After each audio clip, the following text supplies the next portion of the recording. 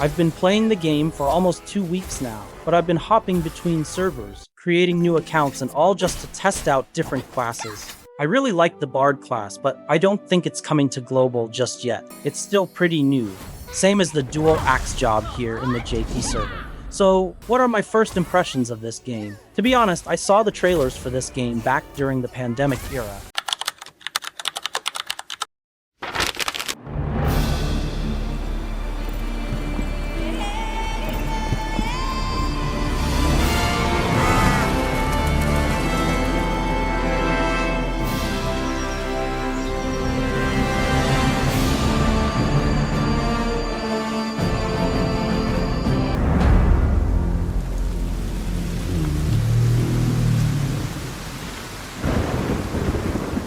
Quite frankly, I kind of forgot about it after the Mir 5 trailer dropped, Legend of Ymir launched, and a bunch of other games in this genre started making noise. But yeah, I was still curious, so I downloaded the game after watching one of IceXGame's videos. So thank you, Ice! Anyway, I played Throne and Liberty for more than 6 months, and this is nowhere near that, so manage your expectations. It's a mobile PC cross-platform MMO, while TNL is strictly PC. And if you've been into games like this, you already know auto features are everywhere. Now, I know some players from the MMO community absolutely hate that, but personally, I'm a fan of auto MMOs too, mainly because of my job. Most of the time, I just don't have the luxury to grind for hours like I used to. So it makes sense to play a game where I can focus on the management side, building my character and making it stronger, even if I'm busy.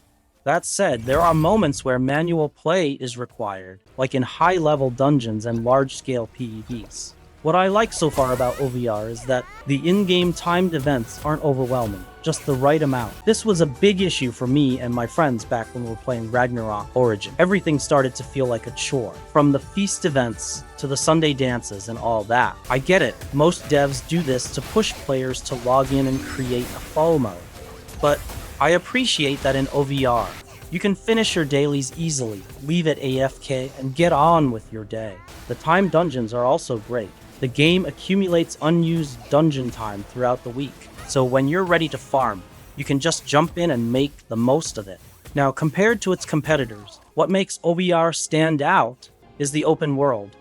You can freely fly, swim, climb, explore, and even hunt down treasure chests. It's fun.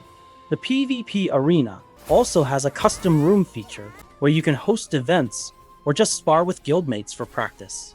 You can set CP range requirements and control how many people enter. I'm honestly excited for this because we've hosted events before for games like Genshin Impact. There is the first Ruin Guard with a 20k damage, and there you have a charged attack with a 10k, 23k fire damage right off the bat. Rocks. It will be nasty All-Stars versus Electronic Living Hell.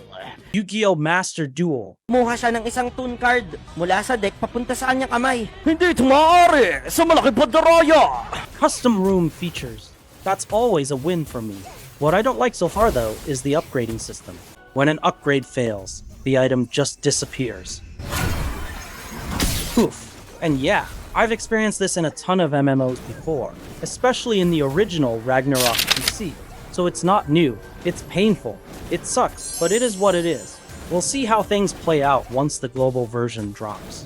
I haven't really tested the auction house yet, but based on what I've seen in similar titles, I think it'll be a good way for free-to-play players, if they're lucky, to catch up by selling rare loot to whales. I do feel like the guild system could use more depth.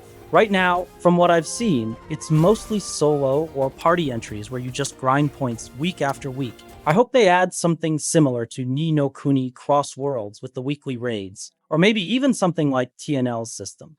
Also, I've seen a lot of creators already talking about which classes are F2P friendly, or best to go for on global launch, especially if Bard and Dual Axe won't be available right away. But here's the deal. This game is pay to win, and honestly, so are most games nowadays. The real question is, what kind of player are you?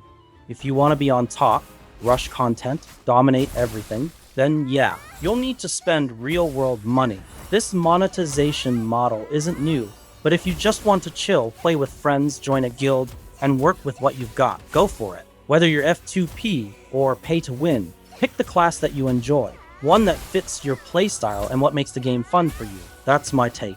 If you made it to this part of the video, do me a favor, like, subscribe, and hit that notification bell so you don't miss future uploads. I'll see you on Global Launch Day, April 29th. Can't wait to grind with y'all.